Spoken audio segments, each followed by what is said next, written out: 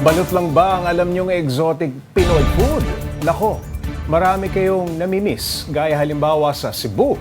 Pinag-uusapan ng isang native delicacy na kung tawagin ay bakasi. Ano nga ba yan? Para bigyan ng mukha ang balita, Mobile Journal Merimon Reyes.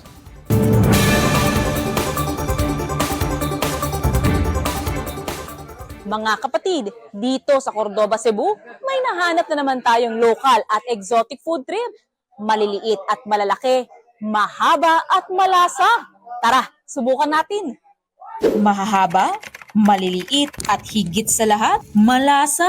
Ito ang bakasi o baby eels, isang native Cebuano dish sa Cordova. Pero nagsimula itong pumatok sa labas ng Cordova noong lutuin at ilako ni Mang Entoy. Pero unang pumasok sa isip ko, paano ba ito hulihin? Tuwing madaling araw, maglalagay lang daw ng pain sa mga bantak na catching equipment nila. Itutusok sa lupa at babalikan para silipin kung may huli na.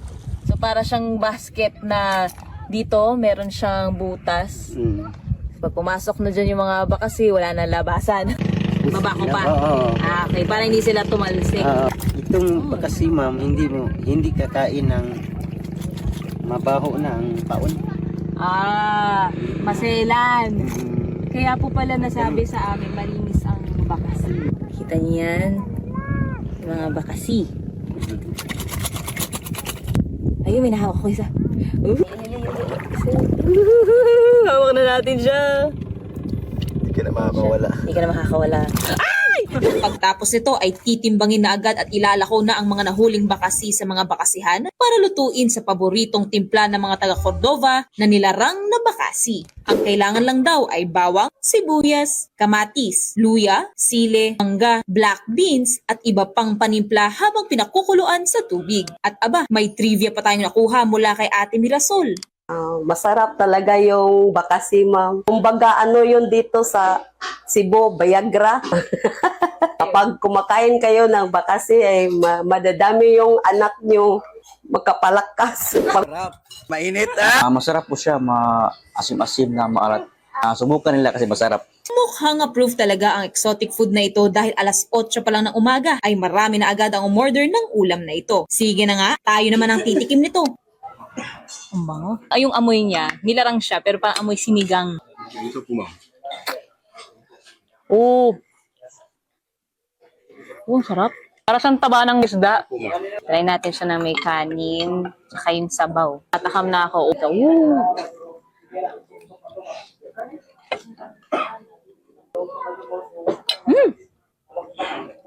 Para lang siyang normal na laman ng isda. Yes, Hindi mo may isip siya na eel siya. Ang sarap. Tsaka malambot siya. Hindi rin siya yung malangsa na... Sa halagang 60 pesos, maaari nang matikman ang exotic at native meal na ito. Chika pa ni Sir Jaime, marami pang putahe ang pwedeng gawin sa bakasi. Yung natikman ko po, para lang po siyang kinakain lang po lang ko, parang isda lang po. Pili po siyang larang, pili siyang sinigang, pwedeng iihaw, pili pong sisig. Huwag daw matakot sumubok ng kakaibang food, sabi nila. Dahil looks can be deceiving, pero taste can be convincing. Mobile Journal Merimon Reyes po, hatid ang muka ng balita. Pag-usapan pa natin ang exotic Pinoy food trip sa Cordova, Cebu kasama si Mobile Journal Merimon Reyes. Sayang lang, wala kang dalang sample Hindi natin natikman. Hindi pa ako nakatikim nito Pero ano ba talaga ang kwento sa likod nitong bakasi? Paano nila na-discover? O paano nila nalaman na pwedeng kainin pala ito? Yung sa lahat ng mga nakausap natin kasama si Sir Jaime, siya kasi yung pamangkin nung parang pinakaunang nagpakilala talaga nung bakasi sa lugar. Locally talaga kasi, nandun na daw talaga yung presence nung mga bakasi na yan. So sila, alam na nilang niluluto daw yun, delicacy nila yun. Pero yung point na naitawid na yun outside Cordova, dahil daw yung sa paglalako yun ni Mang Entoy. Pero technically, aware na raw sila. Kasi Pero matagal na itong kinakain matagal na, sa kaya Cordova. tinanong ko si Sir Jaime, Sir, naalala niyo ba yung first time na natikman niyo to? Sabi niya, oo, kasi normal na nilang kinakain yun, bata pa lang sila. So parang yung span ng growth lang bakasi is nakilala siya sa labas ng Cordova, Cebu. Okay. Yun yung pinaka-ano. Ikaw, natikman mo Yes, Pops. Sulit na sulit ba yung 60 pesos na binayad mo? Sulit. At ito ba yung tipong pagkain na hahanap-hanapin mo? Sulit siya, Pops J. Kasi yung 60 pesos, yun yung parang bowl serving niya. Oo. Yung na-interview namin, 4 silang kumakain, 2 adults, 2 bata. Sulit sa kanila, saktong-sakto. Good in order for 4. good for 4. Oo. Yung isang bandehado, 300 pesos yun. sobrang dami, ang dami pang sumobra, 4 din kaming kumain, sobra-sobra pa talaga siya.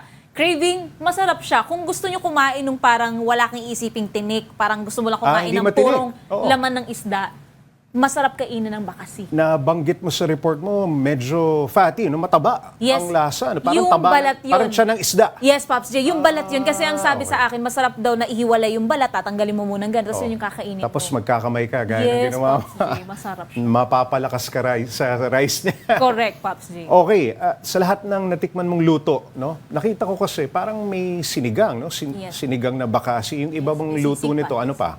May sisig, tapos pwede rin daw inihaw. Pero yung natikman ko ka lang Anong kasi paborito doon yung mo? nilarang. Kasi yun yung sabi Nilarang? ng pinaka... Ito yung may sabaw. Yes, yung may Okay. sabaw. Ang lasa niya talaga, similar siya to sinigang, pero hindi siya sinigang. Pero Okay. parang siyang sinigang. Yun lang yung pinakalasa. Yun yung pinakamasarap for Del. Yun din yung pinatikim sa atin. Pero sabi, depende raw yan sa taste preference. Pwede mong isisig yan. Masarap daw. Pwede rang ihaw. Pwede rin siyang prituhin. Doon sa pagbakasyon mo dito sa Cebu, ano?